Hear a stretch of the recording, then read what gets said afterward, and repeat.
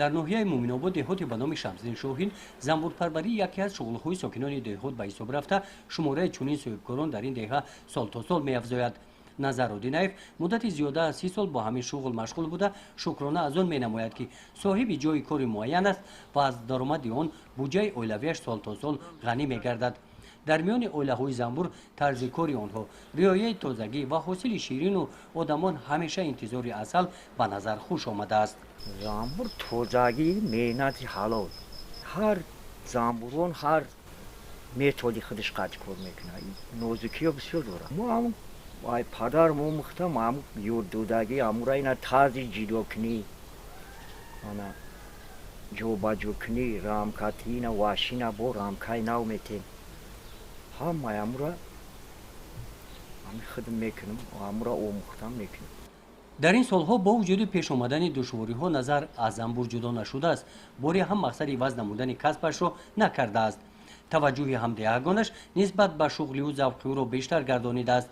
дар деҳа дар пайравӣ ба назар бисёриҳо касби занбурпарвариро аз худ намуда соҳиби шуғли муайян гардиданд.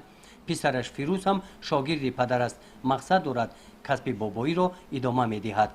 ин кора ки пеш бурдӣ ҳаловат мебари, хел завқ дар чид меяд ки ҳамин кора боз зиёдтар кунам, боз нозукиё дигариша ёд гирам, ҳамин нозукиёро зиёдтар ёд гирам, боз пештар барам.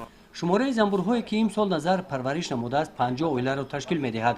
барои нигоҳубини занбур растаниҳое ки дар замини наздиҳавлигии манзили истиқоматиаш мавҷуд ҳастанд, барои хӯроки занбур кифоя нестанд. асали овардаи занбури асали назар асосаш гиёҳҳои табиӣ, гулу хорҳои теппаҳо мебошанд. теппаҳои деҳоти Шамсиддин Шоҳин, дараи Ҳаваш, Лоева ва Кулдамон болои ин деҳа воқеъ мебошанд. имсол соли хуб омад, баҳори хуб омад, алаф нағз шид, соз шид. имсол нағз. имсол барои назар ва дигар занбурпарварони ноҳияи Муъминобод соли бобарор омад. асал фаровон гардид. ҳамсояҳо мегӯянд, ки лаззати асали имсола ширинтар аст. гузориши Хоҷа Назриев, Худойназар Зуҳуров аз ноҳияи Муъминобод барои барномаи иттилоотии Навид.